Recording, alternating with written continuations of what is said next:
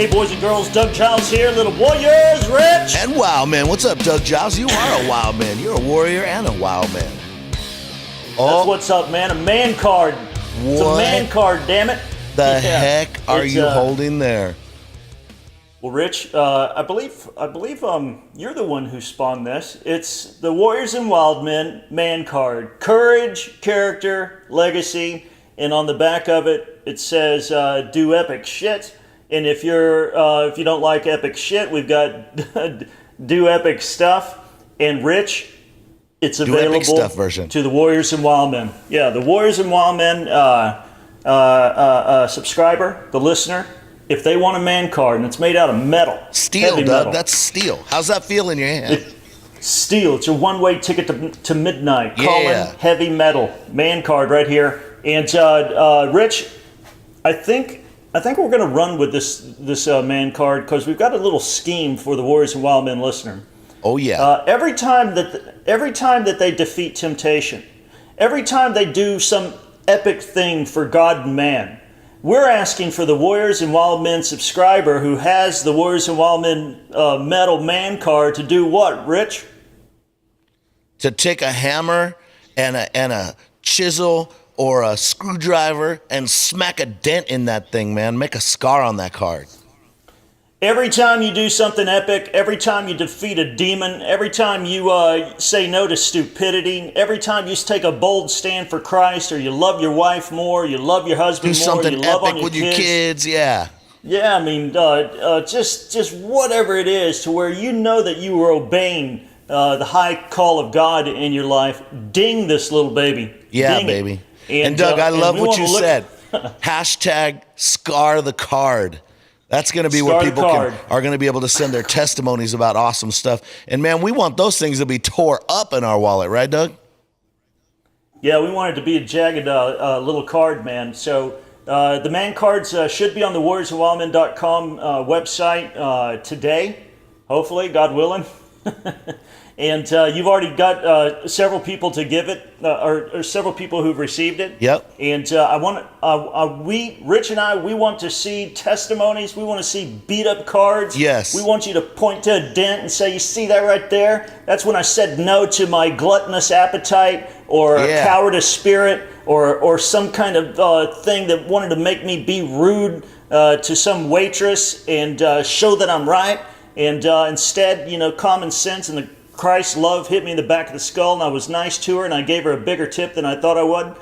Just do something epic and scar this son of a monkey, and we want to see it after a year. Hopefully it's just disintegrated. It's just like powder or something. Doug, we made the cards available just last week to a small group of guys at my church. And 2 testimonies I heard, I wasn't even asking anybody, right? 2 testimonies I heard right off the bat. One of the guys told me, I've had this card in my pocket for 1 day, and it's making me want to do epic stuff. I was like, that's what I'm talking about. And then a young teenage boy, I think he's 14 or 15 years old, he bought the card and gave it to his dad. And his dad said, nice. Greatest gift ever. Come on, man. Yeah, and again, in the Bible there was things, there were landmarks, memorials, 12 stones, other things that God and the people of God would erect and look to in order for their faith to come back to remembrance, their history and all their track record with God and how He pulled through in a powerful way. I hope this little metal man card, man, does the same thing. You can look to this thing and instead of thinking, wow, man, I'm a piece of crap, I don't do anything, and you can believe what other Christians tell you about yourself or what demons tell you about yourself, or you can look to the man card and see how this thing has been pulverized through acts of faith and obedience. Boom. We could be like David. They'll be up on the website, right? David was facing a giant, and what did he say? Hey, man, I took out a bear, I took out a lion, and this is not going to be any different. There's nothing magical about the card. It's just a remembrance. It's inspirational. It'll remind you that you're not a common person, that you can be epic. I'm excited about it, man. I'm excited about it. Yeah, no, I think it's going to be good. Again, I can't wait till you guys, the subscribers, start sending in the pic of your beat-up card. Just ding it once. If you do something, once you get the card, if you do something badass, if you do something epic that, again, it amounts to you obeying God and serving mankind and the things that pertain unto God. Send in the first one. Smack it up. Yeah, smack it up and send in the picture of you holding it. And if you want to tell us, what it's about, then rock and roll, man. But like I said, this is going to be a signpost. It's going to be a road mark of obedience on to the celestial city. So, that's right. Great idea, Rich, to get the Metal Man card. You guys got to get one. All right, enough of self-promotion. Rich, what are we gonna talk about, man? Man, we are talking about we were created to work. Come on, baby. Yeah, unfortunately, after the fall, God said to fallen man, He said, "Okay, listen, sweat of the brow. Now you blew it. I gave you this sweet haven of Eden's crib. Man, you're walking around naked with your lady. You're naming raccoons and possums and wombats and all kinds of other stuff. You're naming sharks and jellyfish." He said, "Now you got to work." Yep. And Christians, that's a 4-letter word, man. That's right. You know what, Rich? Before I got in the ministry, I had a landscaping business, and I was a Christian business owner. And I was thinking, I'm going to hire the brothers because I want the brothers to get my money. I want my proceeds to go to the Christian brothers. So I hired people from my college group and our single mingles ministry. And you know what? Two of them were worth a damn out of about 12 of them that I hired. Wow. They couldn't handle the hot work out in the sun. They couldn't handle the stress. I had one of them that said, "Hey, I can't come to work today because God's called me to a fast." It's like, God's called you to fast? Well, God's called me to work. God called you to be poor? Hey, God called me to do these 12 new homes and do their sod, do their sprinkler system, do all their trees, all their curbing. And you said yes to me about 6 months ago that you're going to sign on to busting our ass in accordance with the job opportunities that are afforded to our company. Now, all of a sudden, God's calling you to fast. I think that might be El Diablo, and you got a religious spirit. So what I did, man, is that we were on this one big job site, Rich, and this young kid said, "Hey, man, can I come out here and help y'all work?" I said, "Sure, dude. We could use an extra hand. Big house, big yard. Kid's throwing sod like a maniac. 15 years old, little skinny kid, way skinnier and smaller than I am." And what was interesting? I hired him, and that little kid was making about $2,000 a week working for me because he wanted cool toys nonstop. And the other person that I hired, a former buddy of mine, who got high before work and during lunch and immediately after work. But you know what else he did? He busted his ass. And that's all I cared about. Somebody who worked hard, not somebody who's hearing voices that tell them not to eat when they're supposed to be working with me. Jeez. You know what? Here's another perspective on the Garden of Eden. Some people think that work was a result of the fall, but the reality is that God put man in the garden and He wanted him to tend the garden, and so work was actually before the fall. The problem with the fall was that now God said, "You know what? Now there's going to be thorns and thistles, and you're going to break the ground by the sweat of your brow." And so what happened is because of the fall, they got less return for their work. So before, everything it went was from fruitful. enjoyable labor to exactly hard labor. Yeah, but the reality is we were always stocking created to work. panties at Walmart.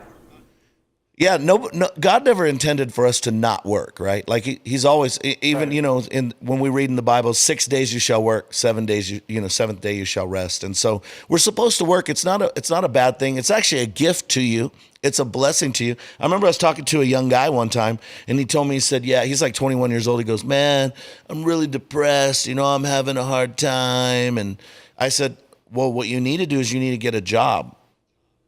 And he said, "Why do you always bring that up?" I said, "Because you're a man. You were created to work. You're not created to sit around thinking about stuff." And he got really upset, and then he got a job, and it was amazing how fast his depression was cured because we're made to work. Let me read a verse real quick. Ecclesiastes, do it. Chapter 9, verse 10. "Whatever your hands find to do, do it with all your might.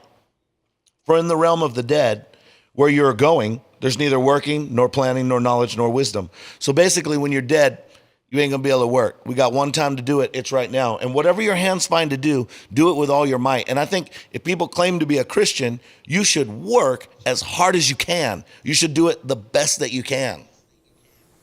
Yeah, it's an act of worship. And, everybody thinks that, worship just pertains to, singing, singing Christian songs to a simple beat that any clunk can dance to. Or they think, Bible reading or meditation or, going to church. Paul and Solomon, Paul picking up on what Solomon said, earlier in Ecclesiastes, Paul's like, au contraire. He said, what your work is worship. And your work ain't for that boss, up there. That's right. That's right. That runs the company. It's for Christ. And you need to do it as an act of worship with all your heart. Literally in the Greek, it means with your soul. So you put your soul into this thing, man. And, it's like we've talked about before, Big Dog. Just like the prayer meeting, we could host in like a small bathroom. You could probably also host the amount of Christians that really bust their ass and do their work as worship unto God, also in a small meeting hall. Mediocrity, it's a plenty. People are addicted to it. They're not focused on excellence. And listen, God's name is excellence. According to 1 Peter 2, we're to proclaim the excellencies of Him who's called us out of darkness into the light. And Paul said in Romans 16, be excellent in what is good and innocent of evil. And listen, that deduces down right into the workplace. Yeah. Well, I'll tell you a funny story. When I was probably 7 or 8 years old, my dad was a former Marine. He was in Vietnam. He grew up poor, grew up in the ghetto in Baltimore, So he was tough. He's a great dad. He's tough. But I remember I was probably 7 or 8 years old, and he said, sweep off this back porch. Well, guess what? When you live in the desert in Arizona, sweeping off the back porch is something you're going to do a lot. So I'm out there with the broom, and I'm sweeping. Little kid, you don't know how to sweep good. You didn't even know what you're doing. So I'm out there sweeping. I do my thing, and I come in, and my dad said, you done?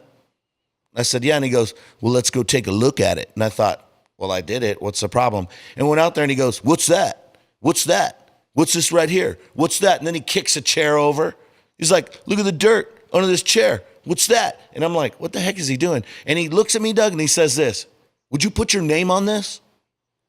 Yeah. I'm like 8 years old. I'm like, I don't even know what that means. Why would I want to put my name on? I literally have no clue of what he's talking about. He goes, do it again. So I'm out there sweeping, and then he comes out and yells at me while I'm sleeping. And he's like, you better work hard, boy. And so I'm sweeping. And then I learned I'm going to do a good job because I don't want to hear it, right? But it takes years later till I realized what he was saying. Are you going to put your name on it? Like whenever you do a job, it's the same as signing your name. It reflects who you are. It's not just, did I do a good job? Everybody knows who you are by how you work. And I learned that from my dad at an early age. And guess what? I taught my boys that, Doug. And they are some workers, boy. I don't know if it's by choice or by force at this point, but we're going to find out. Every job that I left, and I haven't worked for anybody for a long time, but every job that I left, Rich, they said, you want to come back here and work? You are more than welcome, man. Yep. Award after award after award for busting my ass. Not witnessing to people during work hours. Not trying to hold a revival, when people are supposed to be focused on the job. I was a believer. I had guys all the time, Rich. One of the cats that I was telling you about earlier that hired my landscaping company, I would find him leaning on his frickin' rake or shovel for literally an hour, and I'm like, "What are you doing?" He goes, "Oh, I'm witnessing, to so and so who lives in this house." Like, I didn't. Here's how you witness: blow them away with a beautiful lawn with a sprinkler system that's just absolutely perfect and effortless, with beautiful curbing and shrubs and trees. That's a testimony. And then plan a dinner with them or lunch later if you want to, go into detail about your faith, which we're supposed to, but you don't do it during work. And then when I get ticked off at you, or the job gets delayed and the customer's pissed, you can't say, well, we're being persecuted. We're being persecuted. No, your job was to do something with excellence. We're talking yesterday when I was driving back from the cigar shop that, Jesus was, or Malachi was speaking to Israel in their sorry state of affairs, and he said, hey, you see this worship that you're offering me? And again, work is worship. He said, you're bringing that which is crippled, it's blind, it's lame, it's crap. And Malachi, or Malachi, the Bible's only Italian prophet, he said, why don't you offer that to your governor? See if he'll be pleased with what you're offering to God. Because the governor is going to be, he's going to be chagrined. He's going to be offended just a little bit. Yeah, because it's garbage. And listen, guys, the same message that Rich and I are giving you, we look at our work. Here's an example, Rich. And sorry, man, I'm stealing your thunder. Here's an example. No, bring it. You saw the painting I did, or that I was doing of Moses, right? Yep. Slaying it, killing it. I mean, I was sitting there thinking, this is going to be a magnum opus painting. I completely overworked the face, and to what's the word I'm looking for? To my liking, I overworked it.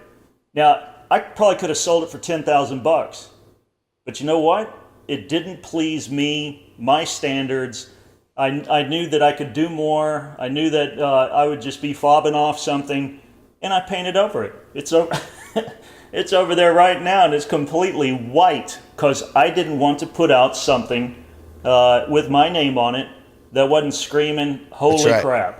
Now, again, it's pretty good, but it wasn't what you were talking about. It wasn't the best. The corners were dusty, and there was debris under the chair. You know what I mean? That's right.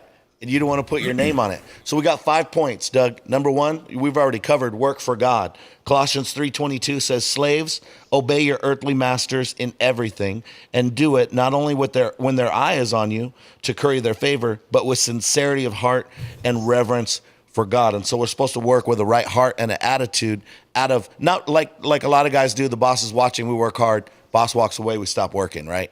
Like the guy you were talking about. And so we're supposed to work with the right heart and attitude, but also with excellence. Colossians 3:23 and 24. Whatever you do, work at it with all your heart as working for the Lord, not for human masters, what you said. Since you know that you'll receive an inheritance from the Lord as a reward, it's the Lord Christ you are serving. So we got to work for God. You said that. And the second thing, I like this, Doug. Do what you say. You want to be a hard worker? You want to be somebody we can count on? Do what you say. Matthew 5:33, 37 says, Jesus says, let what you say be simply yes or no. Anything more than that comes from evil. Like, say yes, I'm going to do anything, yeah. You say yes to your own ruin, Doug, man. I'm serious, man. I promise you. Oh, man. I was watching the movie The Count of Monte Cristo yesterday. Incredible movie. I was watching it yesterday, and he doesn't kill the one guy. And he says, I swear on my dead relatives. He goes, and even those that aren't feeling that well. I swear on all of them. I love that. It's so awesome. But when we start adding that kind of stuff, it's because you're trying to convince somebody because you don't stand by your word. Yes, I'm going to do it. No, I'm not going to do it. End of story. End of discussion. Here's talking about standing by your word. Let's see, 3 years ago, commissioned to do a painting. This particular person was retiring, and his friend called me up, said he loves your artwork. I want to commission you to do a portrait of him. And I gave him the price. I liked the guy. Came down a little bit on the price. And then the guy sends me the photograph. Holy crap. One of the most complicated portraits I'd ever done. I thought it was going to be like this. That's a portrait. Your face, maybe, your chest. What's referred to as a bust in painting, Yeah, just this. Oh no, it was way more than that. And I told Mary Margaret, I said, you know what? I'm going to go back and tell him I want an additional $2,500 because the complication of this, was not discussed. You said portrait, which is one head. Yeah. There's a lot of other crap in it. And so anyway, man, it's like, I gave my word. I should have previously Should discussed have that. saw the picture first. Yep. And so, yeah, my bad. But the guy got a beautiful portrait. I mean, just, tickled pink and stuff. I had to eat that because I said, yes, I will do it. And you kept your word. However, going forward, I have people like, hey, man, would you do a portrait of my family? It's like, sure. And he goes, what do you charge for portraits? I go, I'm like around, depending on size, it's going to go from $2,500 to $6,000. And hands me a picture with like 12 people in it. That's 12 different portraits. Yeah. So I started going, 3,000 times 12. That's going to be $36,000. And he's like, what? You said $3,000. I said per portrait. You got the whole Waltons in there. So anyway. Yeah, you're right, man. If you're gonna be a man, you got to do what you say. Say what you mean. When you tell me something, Doug, I don't question it. If you say you're gonna do something, you're not gonna do something. There's no other discussion that has to be had. And men need to get back to that. You want to be a good worker. You want to be a man with a strong work ethic. Say what you mean what you say. No excuses. No BS. No excuses. Yeah. Number 3. And I mean, there's been. Yeah, go ahead, buddy. Talk is cheap. Don't say the right things. Do the right things. You know how many people, here's the concept behind that is, you know how many people like to talk about leadership and give leadership quotes and read leadership books and do leadership seminars, but they don't do anything? People love to talk. They think Facebook and Instagram and Twitter is like a quote competition. You know what? I said to somebody recently who was mouthing off to me on Facebook, which I thoroughly enjoy. I said, hey, do you think you could send me your resume so I can correctly classify the level of your advice? And I said, and maybe I'll send you mine so you can correctly classify my counsel. Because everybody's created equal. Not everybody's done the equal things. Just because you can quote something from John Maxwell's, whatever. I'm sick of that crap, man. I'm mad. I'm gonna throw a fit. I'm gonna knock over my laptop. Rich, let me throw something in regards to work that's probably not on your bullet points here. Beware of hiring relatives. Yeah. Hey. Just because your sister hadn't got her shit together yet, or your brother, and you're doing well, and they're floating, and they're doing all this. Listen, if they don't bring merit, if they don't bring moxie, if they don't bring the work ethic that you, through your blood, sweat, and tears, have brought to that business, if they don't honor your vision, if they don't honor what you've done and accomplished, and seek to accelerate that into the stratosphere, then I don't care if they share your last name, man. Get rid of them. Boom. You don't owe them anything, period. Hey, proceed. And to add to that, Doug, how about this? Here's the secret to getting a job. It's easier to get a job if you have a job. So if you want to get a job, get a job. And some people say that doesn't make sense. You want a better job? Get a job. That's how you get a better job. And to it's managers Luke 16, and employers, never hire someone that doesn't have a job. I mean, unless it's some extreme circumstances. Typically, the people that aren't working are for a reason. Hire somebody who has a job that's looking to give their life for a cause, or they want to make more money, or they want to move their family. But don't just hire somebody because they need a job, because you're going to find out there's a reason they ain't got one. Yeah, and also, Jesus addressed this directly in Luke 16. He said, hey, little dinky. He said, if you're not faithful in what belongs to your boss or somebody else, then you know what? I ain't going to give you anything. So That's right. if you think your work's insignificant, if you think that God's not watching, you drag your leg around the workplace like frickin' Richard III, you're insane. He sees that just as much as you whacking it to Asian porn. He sees you completely, just fobbing off at work. He sees all that. You know what? And he sees that as a slight to him because you're not working smart and you're not working hard. And he rejects it. So if you feel weird and guilty and you feel like there's this malaise upon your spirit and you don't know why, it might be because you suck at work. And you up that game, and like Rich said, you busy yourself with the things of God and man. And you might feel happier, and you might see this thing called, what is it? Promotion come your way. So far we have work for God, do what you say, talk is cheap, and number 4, no more excuses. No more excuses. An excuse is just a lie that you sold to yourself. Right. I wrote down a couple excuses here, Doug. Let's read a couple of these, and then you can jump in there anytime you want. Check it out. Any excuse is good when you're not wanting to do anything. Yeah, you know. check it out. Here's some excuses I wrote down. I forgot. Maryland. Oh, okay. Well, as long as you forgot, you don't need to do what you said. You don't need to do what you committed to. As long as you forgot, don't worry about it. We're all good. You're just a forgetful person. Hey, awesome. Take Prevagen if you forget. Rich, let me show you something. Something came into my mind that was important that I needed to do, and I didn't have any kind of. I didn't put it in my planner on my phone or on my computer. I didn't have one. I was hauling ass trying to get to the studio. Look what I did. I don't know if you can see it or not. Yep. Wrote it on your hand. I wrote it on my hand because it was important, Doug, and I didn't want to forget. Because you didn't want to forget? You didn't want to say, I forgot? Because oh well, hell, you forgot. First of all, Rich, I forget because I'm getting frickin' old, man, and this jellyfish Prevagen-based product that I'm eating like Tic Tacs, I don't think it's work. I think it's crap. And so dug it right on his hand. Yeah. Come on. Ed Cole who did the Maximized Manhood. He had one of the chapters in his books, Write It on Your Shorts.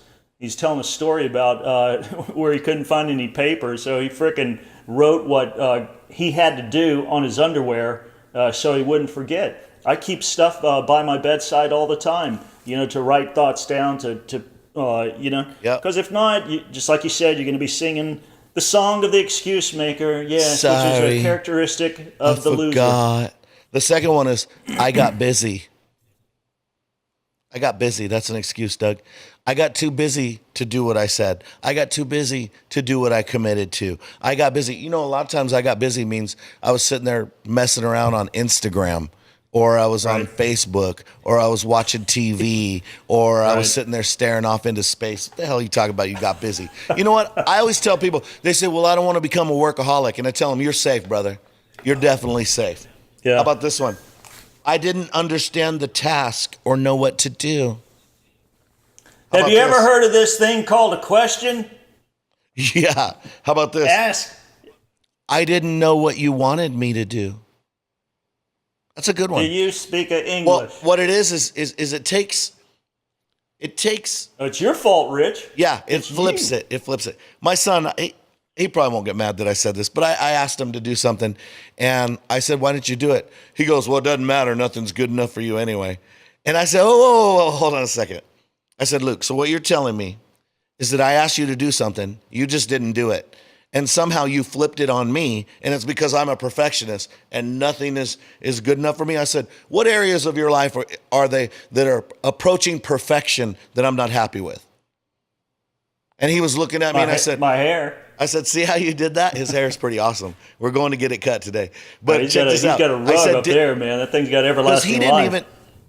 But he's 15, 15. He didn't even realize what he was doing. But that's a wrong mindset. He was flipping it back on me to make an excuse for himself. And so when I explained it to him, he's like, yep, he got it. But a lot of people they're not 15, Doug, they're 50. And they're still saying crap like that. And then they say this, I didn't want to mess up. Or I like that one. It's like, people have told me this, people have told me this, Doug, on my leadership team. They've said, you know what? I didn't want you to be mad if I messed up. And I've told my team, I challenge any of you. I challenge anyone to tell me one time that I've gotten mad when someone's tried. I've never gotten mad when people try. Yeah, and if you would have, yeah, exactly. And who else did that? Oh, Jesus did.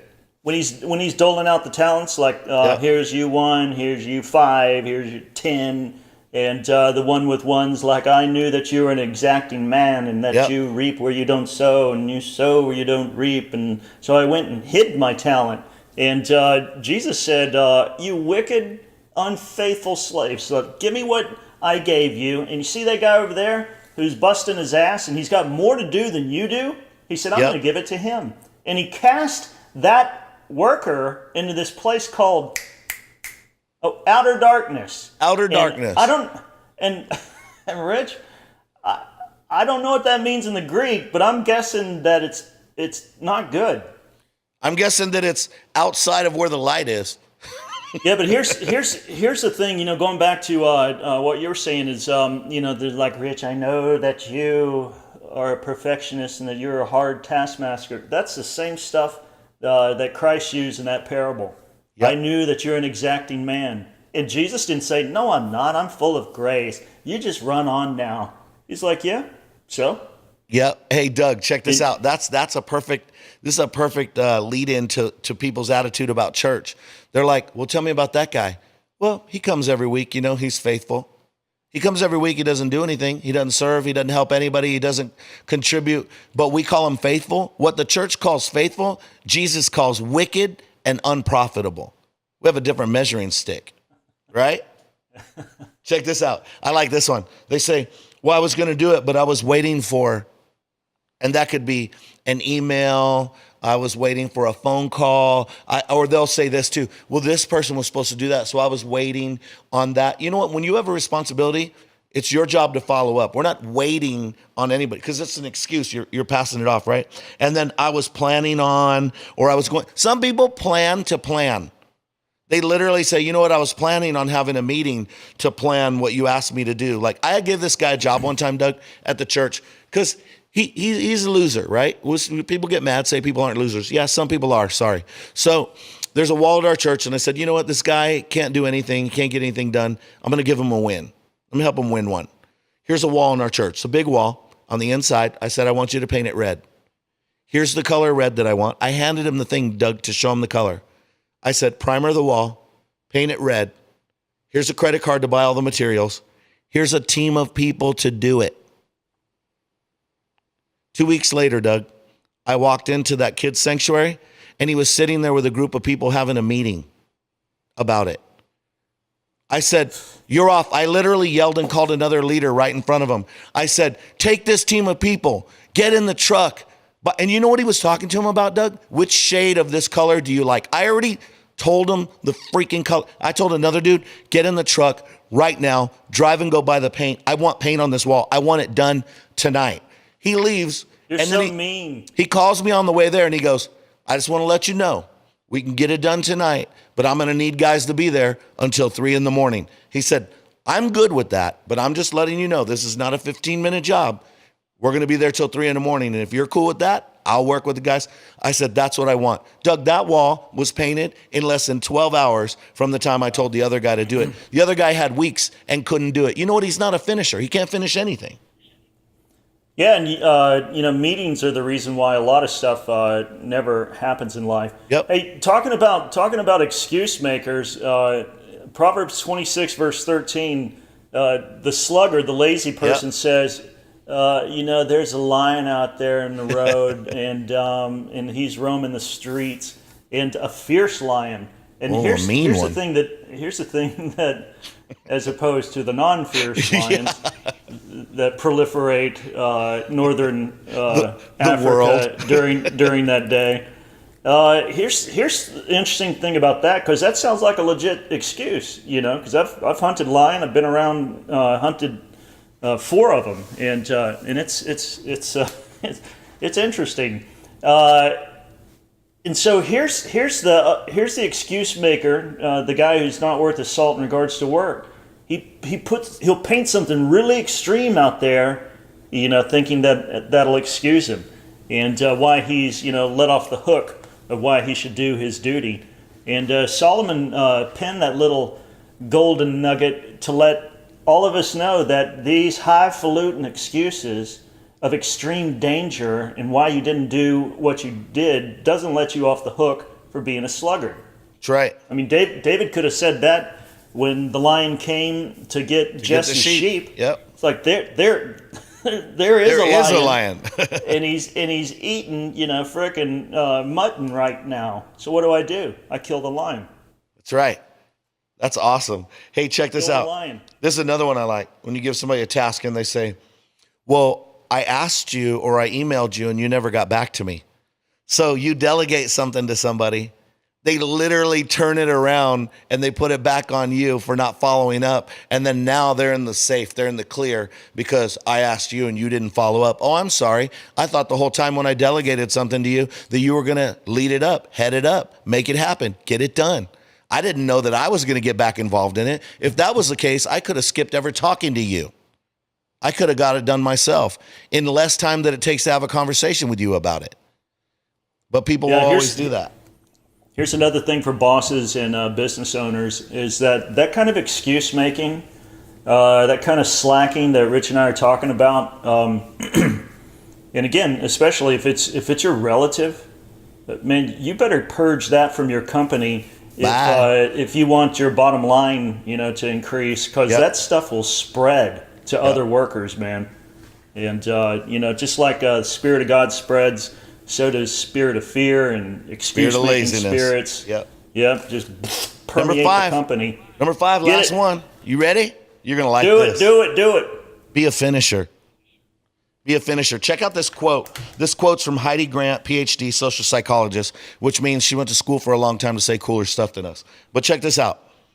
The road to hell may or may not be paved with good intentions, but the road to failure surely is. Come on, man. That's good. Beautiful. Yeah, because people always have an intention, but they don't finish. People all around us are good starters, but there's very few good finishers, right? Lots of people will start. And then I read this, Doug. It's common for people to start and not finish. But aren't we called to be uncommon men? Who wants to be common? Who wants to be average? Yeah, I mean, look at Paul. He said, I finished my course. Yep, I ran the race. The faith. He's given a job to do, man, and he had the crap beat out of him several times. Shipwrecked, thrown in prison, and he could have quit. And listen, entrepreneurs, workers, everything. I look at jobs, I look at businesses, as I look at relationships. There's the high, you get to meet them, and you and your darling, you're so in love, and you're making out in the car, and you can't keep your hands off each other. And then you have like 6 kids, and you got 97 stretch marks, and you're both staring at your iPhones while the TV's on, and pretty much doesn't even know the other person's in the room. It goes through dips, man. It goes high, and then your business, starts going low, and you start wondering, sheesh, am I even in the right thing? That's just part and process of creating a business, of living out that call of God. I mean, you look at all the men of God, all the women of God, they went through that stuff. God's called me to wear a rainbow color coat, and my family's going to bow down to me. Oh yeah? How about you go to prison? How about we sell you as a slave? And he had to, speaking of Joseph, he had to be faithful in those insane downtimes where it looked like, God, if you treat people like this, no wonder why many people don't want to follow you. And he stayed faithful, he stayed on point, he stayed to the task, and then boom, shit, shower, and shave, and he's number 2 in all of Egypt. Yep, that's right, because he stayed faithful and he's a finisher. Check this out. People get busy, then they start to procrastinate, then the project takes forever if it gets finished at all. It's like a book. You start a book and you're, and then you just stop reading it. You start another one. I know people that start book after book after book, but they start project after project after project, and they don't finish the projects. It's very common, like I said, for people to quit. Now, check this out. This is a great concept, Doug. You're going to like this. This is also from Heidi Grant. Harvard study says too much focusing on what you've done hinders you from what you need to do. It's a sense of premature accomplishment. Check this out. If we focus, we celebrate milestones along the way. You know how people do that now? It's like, I'm going to celebrate my milestones. Too many people are excited and satisfied about what they've already accomplished. But what they said that gets people more focused on finishing is when you're focused on the part that's left undone. So let's say you finish 54%.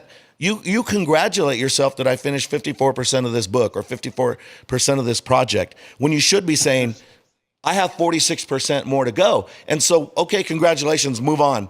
And so we have to keep focus on what's not finished. And they were saying that the people that focus on what's left to be done are the finishers. And the people that are celebrating and so proud of themselves for doing anything are the people who never finish. How good is that? Beautiful. Listen to this. Great finishers force themselves to stay focused on the goal and never congratulate themselves on a job half done. Great managers create great finishers by reminding their employees to keep their eye on the prize and are careful to avoid giving effusive praise or rewards for hitting milestones along the way. Encouragement is important, but to keep your team motivated, save the accolades for a job well and completely done. Again, that was by Heidi Grant. And this is what I say, Doug. In order for a job to be well done, at some point it has to be done, or it's not a job well done. It's just a job started. And who needs somebody to start a job if they're not going to finish it?